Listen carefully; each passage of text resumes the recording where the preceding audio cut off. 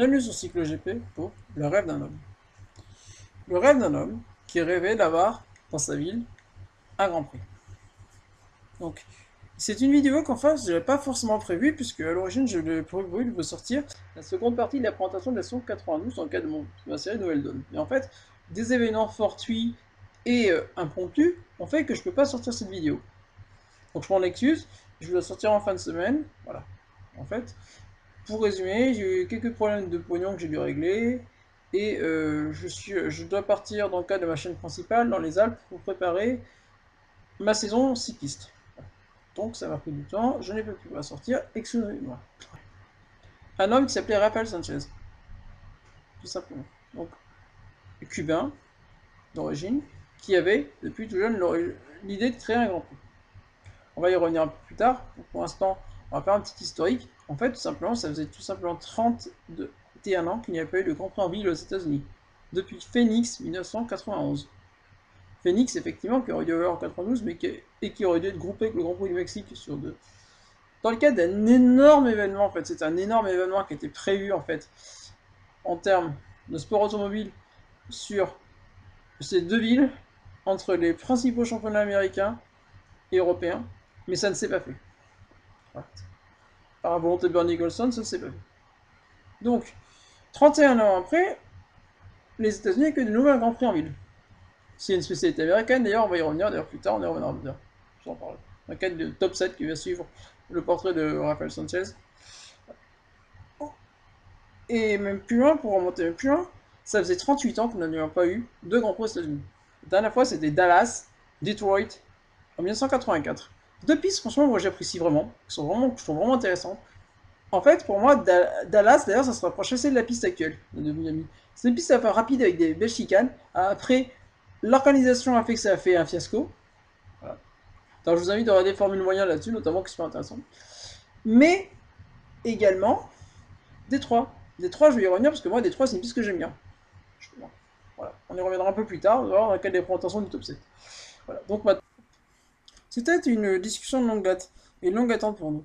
Mon père, depuis le premier événement qu'il a organisé en 1983, a toujours voulu amener la Formule 1 ici. Patricia Sanchez, la fille de Ralph Sanchez. En 2000, Rafael Agustín Sanchez est né à Sanctus Spiriti, au centre de Cuba, en 1948. En fait, à l'âge de 11 ans, il est recruté par des opposants à Fulgencio Batista pour distribuer des tracts. Donc, il va distribuer des tracts et de ce fait, il va être inquiété. Ses parents donc décident, dans le cadre de l'opération Peter Pan en 1961, de le faire rapatrier aux États-Unis chez une tante et un oncle. Donc, ses tantes et cet oncle vont déménager au Nicaragua, lui il va se retrouver à la Floride. Et très débrouillard en fait, dès le plus jeune âge, en fait, le jeune Raphaël va aller en resquiant voir le Grand Prix de la Havane en 1958, le fameux Grand Prix où Fangio sera enlevé par les castristes, au début de cette révolution. Donc ici, il attrape ce qui était déjà le cas de sa famille, puisque ses parents son père était plus ou moins mécano en fait, et donc en fait, étant plus ou moins mécano, en fait, il touchait déjà un peu au sport automobile. Il a rencontré des pilotes américains, notamment des pilotes espagnols par exemple.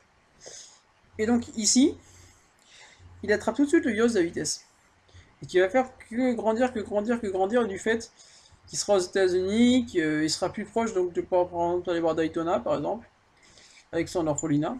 Voilà, ensuite, c'est quelqu'un qui était très débrouillard, en fait, il va devenir vendeur itinérant de bouffe, puis pour payer ses études. Parce qu'il fait des études d'économie, parce que c'est un très bon élève, donc il fait des études d'économie, et ici, progressivement, il va s'intéresser au monde de la promotion immobilière, devenir, à côté de Mikari de pilote, puisqu'il est également pilote en IMSA à côté, donc en gentleman driver. C'est un bon gentleman driver d'ailleurs. Il fait plusieurs rencontres très importantes à ce moment. Mon père l'a imaginé, l'a rêvé, l'a vraiment rêvé, l'a vraiment voulu. Je pense qu'il aurait été vraiment fier de ce moment-là. Parce qu'il voulait vraiment que Miami se donne cette image de ville, destination sportive et culturelle, et non pas l'image qu'elle avait à l'époque. Patricia Abril, toujours l'année dernière. 1983, en fait, Miami, c'est exactement Miami Vice. Et c'est Miami Vice. Vous connaissez Miami Vice? C'est criminalité galopante, le centre du trafic de drogue entre les Colombiens et les Américains. C'est Scarface, c'est-à-dire que les gens se trucident à tout va. Voilà, c'est... En gros, c'est City of Sin, comme Las Vegas. Il faut redorer l'image donc de... Comment c'est déjà de Miami. Et donc ici, Rafael Sanchez a une super idée. Mais si on organisait un Grand Prix, d'abord en GT, puis en Formule 1. Donc ici, naît l'idée d'organiser un Grand Prix. D'abord, il sera en IMSA, donc le principal championnat GT aux États-Unis. Puis, on a deux circuits différents, parce qu'il organise deux événements à deux moments différents. En début de saison, c'est Bicentennial Park et Bayfront pour l'endurance. Et en fin de saison, c'est la finale du championnat CRT à Taimai. Taimai, en fait, c'est un circuit qui est tout de suite designé pour la Formule 1. En fait, le but avec Taimai de Ralph Sanchez, donc Rafael Sanchez de Ralph Sanchez, c'est d'accueillir la Formule 1. Il veut la Formule 1 à Miami, parce qu'il voudrait vraiment la Formule 1, lui qui a cette culture, lui qui est avec ses parents en fait, ils économisaient pour aller voir les Grands Prix en Europe, donc lui qui a cette culture d'avoir été voir ces Grands Prix en Europe, veut faire venir ce sport aux États-Unis. Et l'occasion de se présenter après, au final, ce qui aurait été un fiasco. En 83, en fait, ce qu'il faut savoir, c'est que c'est quand même un fiasco, parce qu'en 83, il hypothèque sa maison, il a 1,3 million de dettes. Il va bosser pour rembourser cette dette, parce que le Grand Prix retrouve 13 tours à cause de la pluie. Voilà. Mais ici, franchement, ça va lui donner vraiment une volonté, une vraie volonté. Il va avoir l'idée de se créer cette course, notamment, et pourquoi pas, sur un circuit permanent. Donc ici, il va créer, après l'ouragan Andrew qui ravage les terres, il trouve enfin un terrain. Et ici, avec ce terrain, il a l'occasion de construire un circuit permanent à Homestead. Donc il va construire un circuit permanent qui sera une espèce de centre géant en Floride, avec Daytona, le second centre d'ailleurs Daytona, pour remplacer le vieux Moroso Speedway. Raceway d'ailleurs. Pour remplacer ce vieux circuit, qui était vétuste et dangereux, de construire un circuit ultra moderne avec un ovale de vitesse de 1,5 où la NASCAR pourra venir en début de saison, l'IndyCar finir sa saison ici, et pourquoi pas un jour la Formule 1 venir courir sur ce circuit. Circuit que vous êtes en train de voir à l'heure actuelle, puisque je l'ai fait en test sur Air Factor, parce que je vous explique, j'ai fait tous les circuits en test sur Air Factor. Comme ça, vous allez voir les circuits tels qu'ils sont. Vous voyez, c'est un circuit quand même qui est intéressant, qui est au final pas trop mal en fait, qui aurait pu se prêter avec de la Formule 1. Malheureusement, il n'aura jamais eu la Formule 1, parce que bon, c'est un circuit qui est quand même court, le tour ici se fait en moins d'une minute. En une minute, ou un peu moins d'une minute. Donc c'est beaucoup trop court pour la Formule 1. Mais l'idée est lancée. Par contre, des écuries de Formule 1 ici viendront faire des tests, notamment sur le circuit routier. Notamment dans les années 90. Fin des années 90. Voilà. Ici, donc, l'idée est lancée. Pourquoi pas avoir un Grand Prix de Formule 1 à Miami? Donc le Grand Prix de Formule 1 finalement va cheminer. Malheureusement, Ralph Sanchez ne sera pas là pour le voir. Comme sa fille l'a indiqué, voilà, c'était sa volonté. Il voulait avoir cette course. C'était vraiment son rêve le plus pieux d'avoir cette course. Donc ses suivants l'ont suivi, ont lancé l'idée, ont émis l'idée depuis plusieurs années de l'avoir, depuis plus de 30 ans, John Fresco, des gens comme John Fresco notamment, qui est impliqué en endurance, voilà, ont été contactés par Bernie Ecclestone pour demander si c'était possible d'organiser cette course. Donc, finalement, le projet actuel est né en 2018, d'avoir une course à Miami, ça a cheminé, il y a eu des rejets, des objections, mais voilà, finalement, nous y sommes, le Grand Prix de Miami aujourd'hui, enfin, le rêve de Ralph Sanchez est réalisé. Et je vais vous laisser avec une dernière citation de sa fille à ce sujet-là, avant de parler du Grand Prix de Phoenix. Puis, d'un top 7 de courses qui ont accueilli de circuits qui ont accueilli. Il était charismatique, extraordinaire et vraiment chaleureux. Et vraiment quelqu'un avec un cœur vraiment tendre. Un cœur tendre, un cœur généreux, qui voulait vraiment aider les gens, comme lui il avait été aidé. Je pense que son héritage sera vraiment très beau à voir. Toujours Patricia Abril à propos du Grand Prix de ce week-end. Le 15 mars 1992 aurait dû être la date des Grands Prix des États-Unis. Grand Prix des États-Unis qui n'a jamais eu lieu.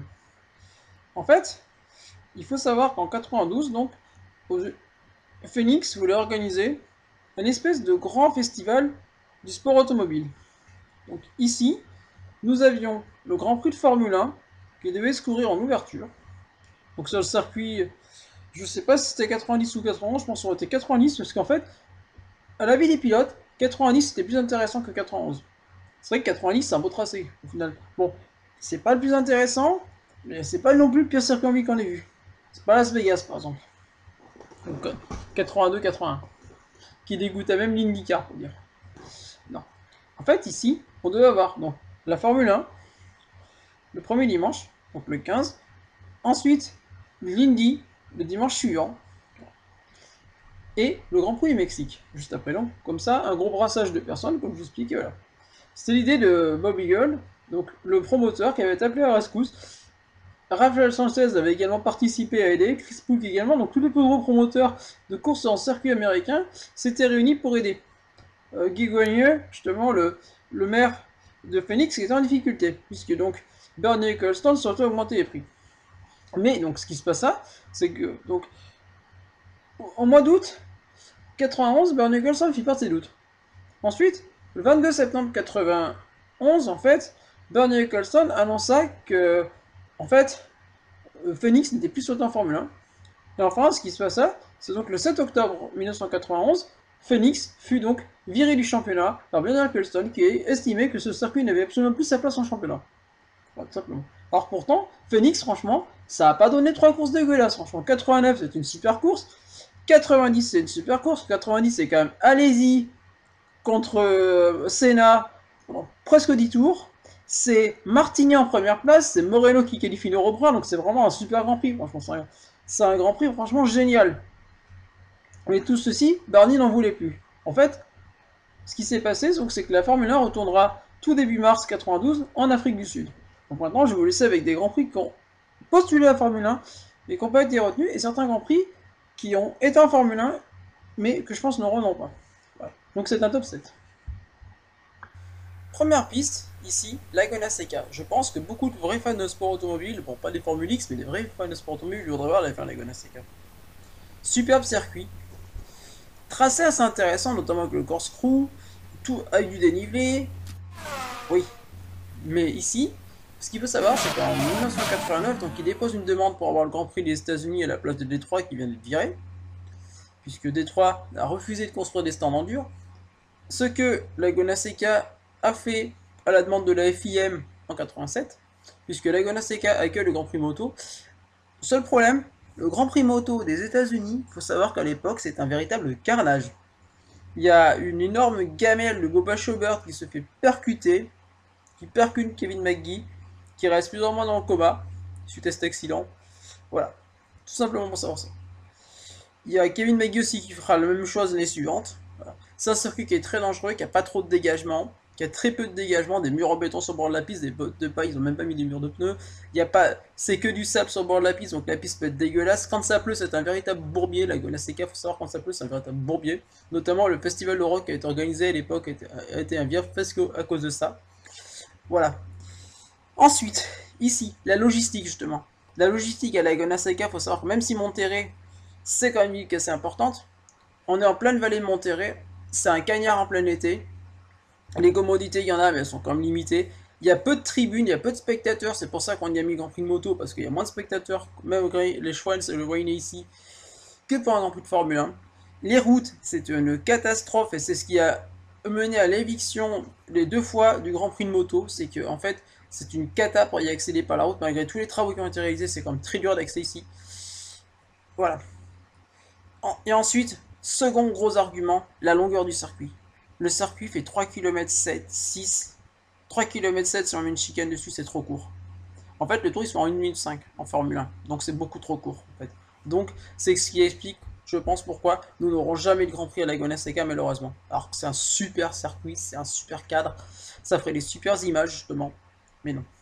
Donc là on va passer à un autre Grand Prix, le Grand Prix de Détroit. Second circuit. Détroit. Détroit pour moi c'est une piste que j'aime bien. Contrairement à beaucoup de monde, c'est une piste que j'aime bien. L'ancien Détroit, je ne parle pas de Détroit actuel. En fait, Détroit actuel, faut dire qu'au bout d'un moment, ça a quand même fini par dégoûter les pilotes. Au bout de 30 ans, ça a dégoûté les pilotes. Voilà. Tous les pilotes sont désormais enthousiastes, comme j'ai lu, de retourner dans la City de Détroit vers le quartier de Renaissance, où scorer le Grand Prix. Donc, Détroit, déjà, pourquoi? Parce que c'était un circuit qui était complètement atypique, déjà, à l'époque. Totalement atypique, c'est-à-dire chaotique, avec des virages serrés, à l'aveugle, avec des murs de béton, avec du dénivelé en plus, Détroit, pour le coup, il y a eu du dénivelé. Une chicane en pneu, franchement, une chicane en pneu, ils avaient une chicane en pneu, carrément. Un tunnel, comme à Monaco. Ouais, vraiment une tendance entre rapide lent, virage sec, ligne droite, virage sec, ligne droite, petite épingle. Voilà. Donc, en final, le circuit à l'ancienne n'est pas si inintéressant que ça. Bien plus intéressant qu'un circuit comme Jeddah à l'heure actuelle. Jeddah à l'heure actuelle, pour moi, Jeddah c'est une merde en gros. J'ai donné mon tour sur Jeddah, ça pue Jeddah. Ça pue. Ça pue, c'est comme Sochi, ça pue la merde. Alors que Détroit, pour le coup, c'était intéressant. Et en plus, Jeddah, par rapport à Jeddah, justement, Détroit, ça peut être l'adage, une course. C'est un circuit qui est complètement, absolument pas fait pour la F1, peut donner une course intéressante. Voilà. Et quasiment toutes les éditions de Détroit ont été super intéressantes. Voilà. Alors, pour en revenir d'ailleurs au tracé Détroit, pourquoi Belle-Île? Pourquoi ce circuit de Belle-Île? En fait, Belle-Île, ce qu'il faut savoir, c'est que c'est un circuit qui a été construit entre 89 et 92, sur la voie République, un peu comme à Montréal. Pourquoi? Parce qu'en 88, en fait, Bernie Ecclestone rompt le contrat avec le circuit du Renaissance Center parce que ils veulent pas construire des stands en dur. En fait, il n'y a pas de stand en dur sur ce circuit. Donc, en fait, ça faut savoir que les mécaniciens, ils mécaniquaient sous des tonnelles, sous des auvents. Donc, tout le monde est un peu à la façon de la NASCAR un peu. Ils mécaniquaient, donc absolument pas dans la mentalité de la Formule 1. Et puis même, pour me dire, les mecs, ils faisaient carrément la mécanique dans les sous-sols d'hôtel, carrément. Donc ça avait absolument rien à voir avec la F1. Donc on va à Belle-Île. En fait, donc là, vous avez vu, donc, vous voyez le tour de Belle-Île. Mais alors Belle-Île, on y va déjà en 92, donc déjà 3 ans de retard. C'est dur d'accès comme site. La logistique, c'est une catastrophe. Les stands, il n'y en a toujours pas. Donc la Formule 1 n'ira pas à Belle-Île. Et l'IndyCar, franchement, ça va souvent être un rendez-vous quand même s'il y a des belles courses, quand même, qui va pas être franchement un rendez-vous enthousiasmant pour l'IndyCar. Ici.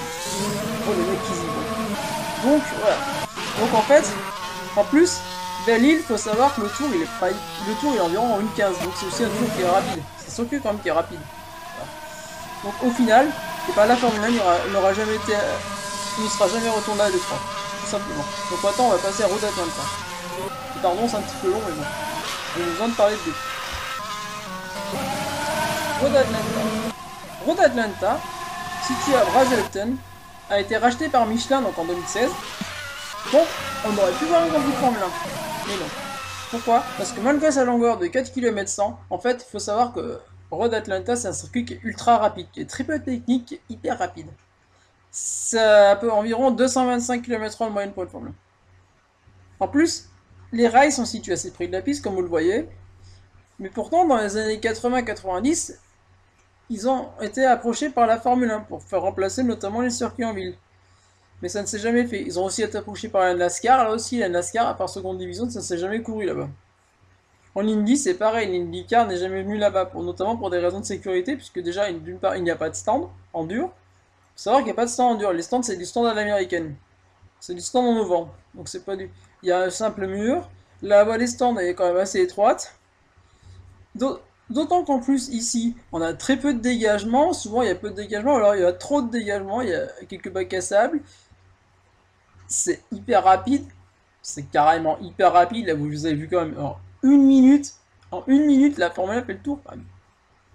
Voilà, c'est trop rapide. C'est trop, en fait. Et pourtant... Bon, c'est pas un gros village, il y a 5000 habitants, mais en fait, à Atlanta, qui est pas très loin, il y a Atlanta qui est environ à 100 km. Donc, on aurait une capacité hôtelière suffisante, on aurait tout ce qu'il faut, mais voilà. Ce problème de vitesse, la logistique, à voir aussi, le coût aussi. Bon, donc, je pense que Michelin prendrait le coût en charge, et voilà. Il y aurait quand même des gros travaux sur ce circuit pour le rendre accessible. Et puis, Road Atlanta, pour les Américains, c'est l'endurance. Donc maintenant, on va passer à des circuits qui ont eu en projet la Formule 1, mais dont on n'aura jamais en Formule 1, parce qu'il y a trop de problèmes pour y accéder. Ici, on va prendre un cas concret, par exemple, le Watkins Glen. Le Watkins Glen, par exemple, en 2020, on en a entendu parler comme rumeur. Alors, ce qu'il faut savoir, c'est que Watkins Glen, c'est un village de 800 habitants, à 450 km de New York, à 350 km de Chicago. Donc en fait, c'est loin de tout. C'est à 500 km de Montréal, c'est vraiment loin de tout. C'est paumé. C'est la vraie campagne, c'est la vraie campagne de Nouvelle-Angleterre. Donc, même si c'est bien desservi au final, parce que c'est vrai que c'est quand même le circuit aux États-Unis, c'est vraiment le circuit avec un grand L aux États-Unis. Ça a accueilli le Grand Prix des États-Unis pendant 20 ans. Ça a accueilli la NASCAR depuis presque 40 ans, quasiment, la NASCAR, ici au Glen. C'est une piste qui est magnifique, qui est tout en vallon, qui est rapide, qui sont rapides, quelques pourcents lentes quand même. Les S6 qui sont vraiment un de ces virages mythiques de la F1 60-70. Voilà. On a Gilles Villeneuve qui est assigné de ses gros exploits aussi, voilà, parce que je veux parler de Gilles Villeneuve, ça fait 40 ans qu'il est mort, Gilles Villeneuve. Simplement. Mais le Glen souffre de trop de problèmes. Déjà, pas de stand endure ici.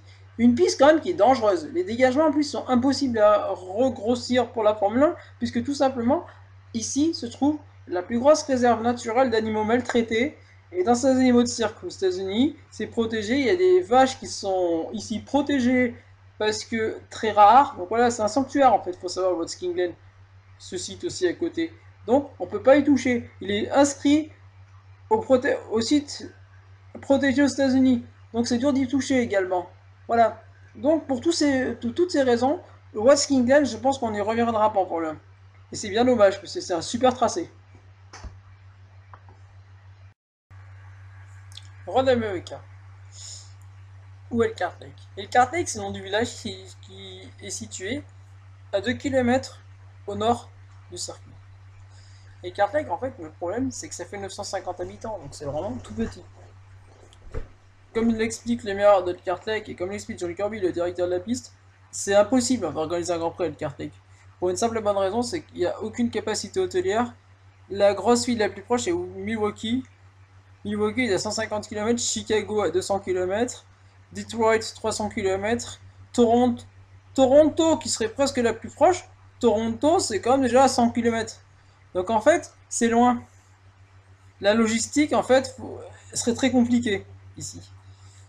En plus, t'es dans un cadre champêtre, donc là sur l'environnement, le coût en fait, il faut savoir que Road America a failli organiser un Grand Prix dans les années 90. Ça a failli prendre la suite du Phoenix. Le problème c'est qu'ils ont fait des études. Voilà, le coût est exorbitant. Donc ils n'ont pas pu, c'est vraiment trop petit, donc en fait ils n'auraient pas eu ce qu'il fallait. Voilà. Après, au niveau franchement, mais Road America en Formule 1, ça serait génial. Piste étroite, un peu dur, on peut pas passer de tronc pour le virage, sans virage. Mais alors, mais c'est génial. Putain, c'est un vrai circuit. Là au moins t'as un vrai circuit, 6 km 5, rapide, un tour en 1,40 environ. C'est rapide, c'est vallonné, c'est beau, c'est une diversité de virages. Ouais, il y a du dégagement. Autre problème, il n'y a pas de stand par contre. Il n'y a pas de stand en dur. Et ça pourrait se construire. Mais ouais, ça serait un kiff, franchement. Le roi d'Américain en Formule 1, ça serait génial. Mais malheureusement, la réalité fait qu'on n'aura jamais de Grand Prix ici. Voilà. Alors que je pense que ça donnerait, franchement, ça aurait pu donner un super Grand Prix les années 90. Peut-être moins maintenant parce que ça s'y prête moins, mais voilà. Maintenant, on va passer à la Chimère New York. Comme une vieille chimère, comme un vieil serpent de mer. La dernière ville, puisque circuit New York. New York, depuis 40 ans, depuis le retrait du Glen, doit accueillir un Grand Prix. Pourtant, à l'heure actuelle, moi je pense qu'avant Miami, ça aurait dû être avant Miami. Destination. Non. Parce que simplement, New York, déjà, manque de volonté politique. Ce qu'il faut savoir, c'est qu'à New York, en fait, il n'y a pas de volonté politique pour avoir un Grand Prix. C'est ça depuis très longtemps. Puisque ce qui a été vraiment le plus abouti en termes de projet, c'est East Meadows Land. Alors, il faut savoir qu'en 83, d'abord, on devait courir autour du lac des Meadows. Refusé, il y a des espèces rares, on n'y court pas. Donc, on se dépasse juste à côté à East Meadows Land. On construit une piste, on fabrique une piste de manière artificielle, donc une piste non permanente, autour du stade des Mets. Oui, en fait, on va faire comme vous le voyez, la piste est trop courte. C'est une piste qui est parcours en 45 secondes. C'est même pas dans les normes Formule 1, mais pourtant on va y faire un Grand Prix de Formule 1. Il n'y a pas de stand, il n'y a rien du tout, la piste est à chier. La piste est à chier, franchement, c'est limite un ovale. Voilà, donc c'est vraiment pas intéressant, ça aurait été quoi ce truc? Ça aurait été à Las Vegas Empire. Un peu plus tard, donc dans les années 90, on va essayer de faire un circuit à la War Manhattan, mais là aussi les écologistes, justement, pourquoi? Parce que à New York, en fait, ce qui va se passer, c'est qu'à New York, en fait, nous avons les lois écologiques quasiment avec la Californie les plus bourrines aux États-Unis. Donc là, au niveau des normes anti-bruit, ne passe pas. Donc l'idée était annulée, l'idée est abandonnée. Pourtant, le Grand Prix ne sera pas annulé puisqu'il aura lieu en LMP. Si. Il se courra en LMP. On avait également East Rutherford, par exemple, comme piste qu'on aurait pu accueillir. Mais là, c'est pareil. East Rutherford, c'est pas vraiment norme. Enfin, dernier projet, Port Imperial. Port Imperial, on va construire des stands, mais là, ce qui va se passer, c'est un peu différent. Le promoteur est un mec un peu sérieux, assez sérieux quand même. On commence à avoir cette piste, on fait designer une piste par Atlantica, mais ce qui se passe en fait, c'est que le promoteur se fait arnaquer par un partenaire. Et en fait, donc le fait de cette arnaque, eh ben, il peut pas organiser Grand Prix. On va attendre pendant tout le début de l'année 2000, il y aura un Grand Prix, il y aura un Grand Prix, il y aura un second Grand Prix aux États-Unis, un Grand Prix des Amériques, mais il ne se fera pas finalement. Voilà. Et là, on va passer enfin à une dernière piste dans ce top 7, la septième et dernière, Daytona. Enfin, une dernière piste, Daytona. Daytona, en fait, il faut savoir qu'à l'origine, Bill France, quand il a conçu le circuit, pensait à la Formule 1. Pensez à l'IndyCar, pensez au NASCAR, pensez à tous les plus grands championnats, à l'endurance, à la moto, tous ces plus grands sports réunis en un seul lieu, ici. Mais en fait, la première course organisée à Daytona était une espèce de coupe Europe-États-Unis en IndyCar. Ça s'est très mal passé puisque George Amick, un jeune espoir qui jouait la tête, se tue. Deux pilotes se tuent. On se rend compte que les bankings sont déjà trop élevés. Ouais. Premier problème à Daytona, bien sûr, les bankings. Comment faire? Les bankings, ils sont à 36 degrés. On fait quoi? Après, la piste en elle-même, elle n'est pas en plus hyper intéressante à Daytona. Elle est très rapide. Voilà. Elle n'est pas hyper. Pour la Formule 1, elle n'était pas forcément très intéressante. Après, franchement, c'est vrai qu'on aurait pu y penser dans les années 90, par exemple, où on aurait pu y penser Daytona. D'autant qu'en plus, Daytona, on est sûr d'avoir des spectateurs. On a une enceinte de 250 000 places. On aurait eu des spectateurs, on aurait eu tout ce qu'il fallait. Ça aurait été un énorme show, je pense, Daytona en Formule 1. Mais voilà, il y a beaucoup d'adaptations et puis il y a aussi une manque de volonté. Il faut savoir que la famille Friends n'aime pas le sport européen, déteste la FIA. La famille Friends a été en conflit contre la FIA pendant plus de 30 ans. Le père Friends ne supportait pas la FIA, ne supportait pas les Européens. C'est des vrais Américains, c'est vraiment la parodie de l'Américain raciste, ces gens-là. Donc, en fait, Ah si, maintenant avec le second fils, Jim, qui est un mec qui est très ouvert, là oui, là, il y aura peut-être une possibilité, une ouverture. Il y a Ferrari qui a roulé, par exemple. Mais, voilà. Daytona, ça restera éternellement une espèce de chimère en Formule 1. Je pense pas qu'un jour on aura couru à Daytona, sauf s'ils décident, effectivement, avec maintenant Liberty Media, d'aller y faire un circuit pour la Formule 1. Un peu comme ce qui s'est fait à Indianapolis. Mais il faut savoir qu'Indianapolis et la Formule 1 a toujours eu des atomes plus crochus que Daytona avec la Formule 1. Et pourtant, moi, Daytona, franchement, c'est un circuit qui est génial. D'ailleurs, je vais vous sortir une série sur Daytona d'ici la fin d'année. Enfin, quelques pistes qui aurait pu être intéressant pour la Formule 1, mais en fait, quand j'ai vraiment eu, je pense, soit l'idée, soit en fait, dont on aurait moins pensé. Par exemple, Miloyo. Il faut savoir que Miloyo, l'année prochaine, va devoir faire des travaux. Parce qu'en fait, il y a une capacité qui est pas assez forte pour accueillir maintenant le championnat IndyCar. Donc Roger Penske leur a demandé de faire des travaux, donc ils vont construire des stands en dur. Il va être rénové le circuit, sachant que la dernière grosse rénovation était à la fin des années 80 et des années 90, parce que justement à cette époque ils voulaient que le Grand Prix de Formule 1. Ce qui s'est jamais fait parce que d'autre part en plus le circuit est court. C'est un circuit qui fait environ une minute, Medoyo. Parmi les autres pistes, on pourrait penser à Long Beach, mais Long Beach maintenant est beaucoup trop lié à l'Indy. Chris Spook en fait a quand même été directeur de l'IndyCar, voilà, du CRT. Voilà. Brainerd, par exemple, également, Donnybrook, qui a eu les manches Superbike, des manches d'endurance, du Can-Am, une piste mythique aux États-Unis. Miller, par exemple, le parc Miller, Miller Park, construit par Paul Miller, le patron d'Iber Miller, pour accueillir toutes les formes de sport auto, de sport moto, qui a accueilli Superbike, qui accueille encore le SBK Amérique, donc de l'AMA, qui a accueilli de l'IMSA, qui a tout accueilli, mais en fait, pareil, c'est un circuit qui a fait faillite. Pourtant, c'est un circuit qui faisait 7 km, qui est intéressant. On a Sebring, mais Sebring, c'est vraiment. Sebring, ça tape de partout, on peut pas y aller. Somona, c'est trop loin, Somona, c'est perdu. C'est même presque une ligne trop court aussi. Pourtant, ça fait une perle, mais c'est presque trop court. On a Portland aussi, par exemple, comme circuit, on aurait par exemple, voilà, on aurait Portland, on aurait plein de pistes comme ça, on aurait les pistes urbaines. Mais voilà, c'est... non, c'est cette piste, c'est les plus probables, quasiment, je pense. Alors après, on a les projets actuels. On a Miami. Bah, Miami, franchement, je le trouve vraiment pas mal pour le coup. Je trouve ce tracé intéressant. Moi, je l'ai toujours défendu, je le trouve intéressant ce tracé. Il glisse, il est intéressant, c'est un vrai circuit en glisse. Alors ça glisse, ça va être incertain, ça va donner une belle course, ou ça va redonner une belle course, je sais pas quand je vais sortir cette vidéo. Voilà. On a Las Vegas. Alors Las Vegas, bah, pourquoi Las Vegas? Las Vegas, attendez, on a eu une purge en 82, on a eu une purge en 81. Le circuit, là, par contre, moi, ce circuit, je sais pas.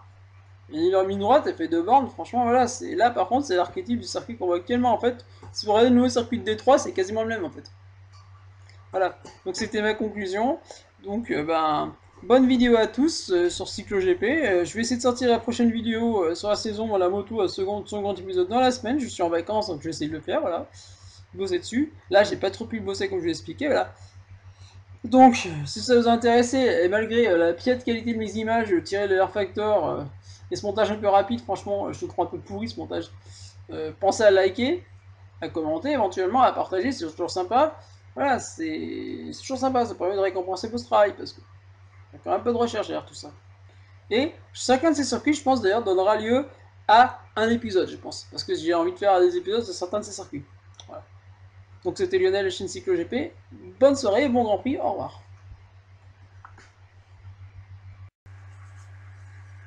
Dernier petit mot. Dans 10 minutes à 21h12, ça fera pile 40 ans que Jimmy Love est mort. T'as quand même dire. Pilote génial. Franchement, un pilote génial. Ah, un pilote génial, franchement. Ouais. Spectaculaire au possible. Toujours en glisse. Ouais, déjà 40 ans. Je vais vous mettre en description, il y a pas mal qui m'ont demandé, le superbe documentaire sur son frère, Jacques. Où il parle de tout ça, c'est hyper intéressant. Je le mets, franchement, c'est une mine ce documentaire, il dure pour 1 heure et c'est une vraie mine.